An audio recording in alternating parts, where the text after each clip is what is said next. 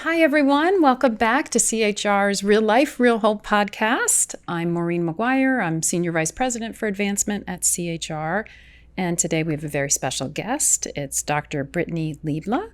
She is CHR's Addiction Medicine Specialist for the Medication for Opioid Use Disorder program, really in many locations, many of CHR's locations.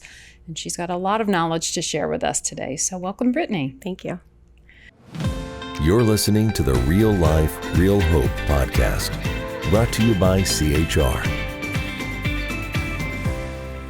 So before we dive into this topic, first tell us a little bit about you and what led to your career path. Sure.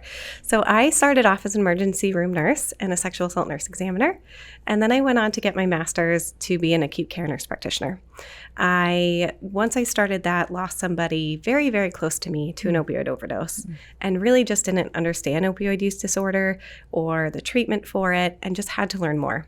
So during that time, I was really able to tailor my education towards opioid use disorder treatment. After that, I went on to be an acute care nurse practitioner for a level 1 trauma center cardiology critical care team. And there I was treating opioid use disorder even in the cardiac ICU and step down. You know, we have a lot of patients who had endocarditis, which is a potentially fatal heart infection from IV drug use. And we would, give patients 3 open heart surgeries and not really treat the underlying opioid use disorder treatment. Mm-hmm. So while I was at that hospital, I met CHR's now Associate Medical Director, Dr. Deutsch.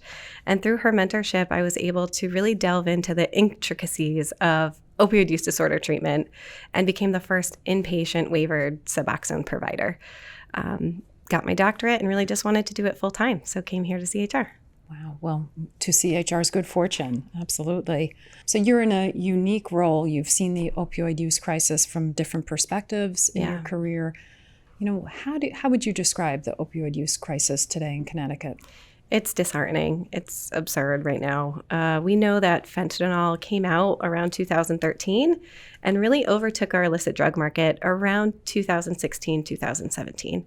And during that time, you can just see the rates rapidly increase of opioid overdose deaths. And for people who may not know the difference, is fentanyl is more dangerous and more deadly? Yes, it's about 60 times more potent than heroin. Wow.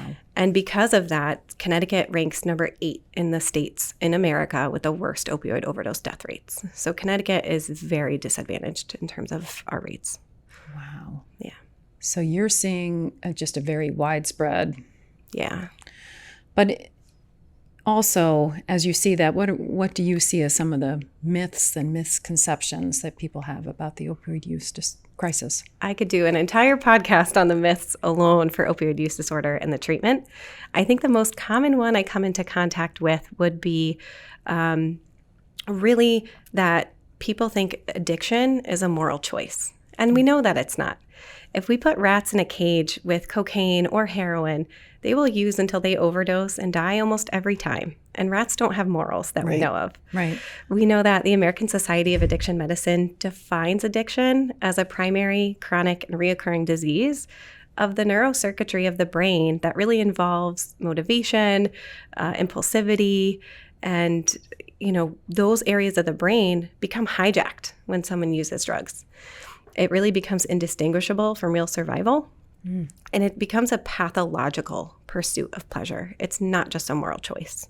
We hear that a lot, that people voluntarily use drugs, but people are predisposed to getting and obtaining a substance use disorder. Not everyone who uses drugs develops that. Right. And so people, whether through genetics or adverse childhood events, they're predisposed to really developing that. Another common myth I find is that people need to hit rock bottom before they can benefit from treatment, and that's not true either. We know that the trajectory to sobriety may not be linear. There are periods of remission and relapse throughout anyone's, treatment and sobriety recovery timeline. That doesn't necessarily preclude someone from achieving long-term sobriety. If you're pre-contemplative, you can still benefit from coming in and talking to someone. Maybe we're talking about withdrawal or therapy or some other modality that you may benefit from, even if you're not there for medications just yet. And that's important for people to know, you know, that even if they're not ready to fully embrace sobriety, that they can seek help. Yes, absolutely. That's really important. And that CHR welcomes everyone. Absolutely. And is there also a misconception out there that opioid use addiction is primarily among men or middle-aged men? Absolutely. So we know in Connecticut that it actually doesn't discriminate towards age at all. All ages are dying at the same rate from opioid overdose deaths. Men tend to die more often from opioid overdose, but when we look at the rates of substance use, they're pretty equal. And women have so many more disadvantages when it comes to substance use disorder and the trauma that is involved when someone has a substance use disorder. CHR specifically has a women's residential program when we look at new life and milestones.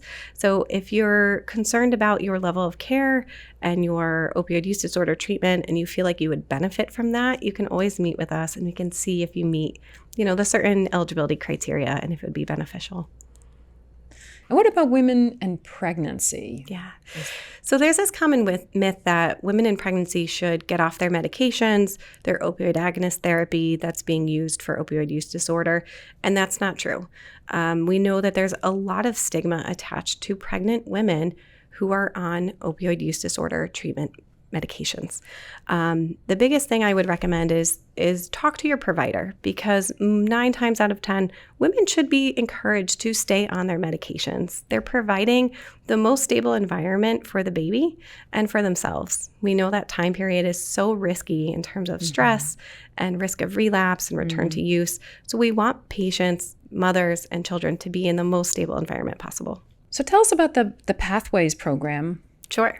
So the Pathways OTP stands for an opioid treatment program, and that's really just the medical term for a methadone clinic, which is commonly known.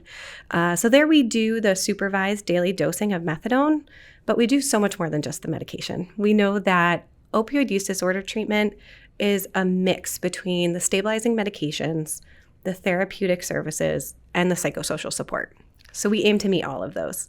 We have a unique team of therapists and counselors that will help you meet your individualized goals. We try to tailor our approach towards the individual and what their goals are. Mm-hmm.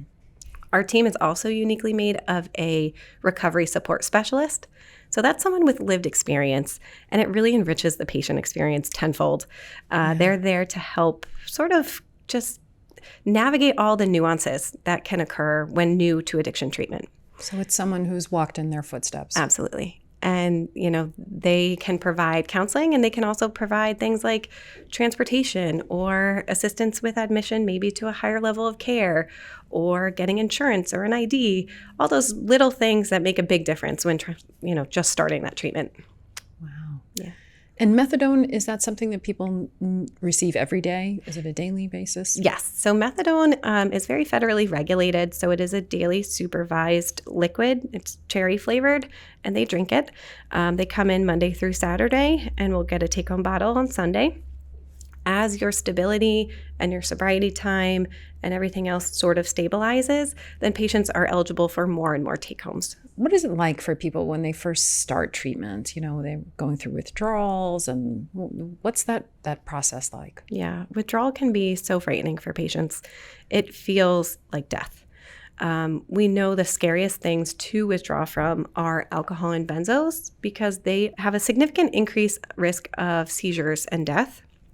Opioids, while they're a little less risky to withdraw from, if there are underlying comorbidities, and typically there are, because people let their health kind of go when substance use is kind of the priority, that can be very risky for people. We know that the withdrawal symptoms tend to cause patients to continue to use. So that's really, people can't tolerate withdrawal from high potency opioids like fentanyl. So coming in, we can also provide not just the medications for opioid use disorder treatment, but we can also provide comfort medications. So maybe some medications just to ease those symptoms, to get them in a better place where they can think about kind of what their goals even are. That's great. And I know you've said previously that when people come for treatment, they want to get better. They do. Yeah. We find that patients say, I know family, I know friends that have died. I'm so frightened of dying. And we just hear that fear when they come in. And they don't want to live this lifestyle typically. We're not trading one medication for a drug. And that's another common myth that, we're not just trading one thing for another. We're giving you a stabilized plan to meet your goals with these medications. Right. To help you live a healthy life. Yeah. So I think we talked a little bit about some of the other programs and support that Pathways offers. How can people make an appointment? Yeah, so they can go to open access Monday through Thursday, meaning they just walk in and they can see a therapist, or we try to offer same day or next day medication therapy for opioid use disorder treatment and substance use disorders. So they can walk into Pathways and we can try to fit them in the schedule. They can also call our triage center or visit our website at chrhealth.org. Just give us a little rundown of the locations where you see patients. So I primarily work through the Enfield office, and that is where we have our OTP, Pathways, the methadone clinic, and I see patients through the outpatient program.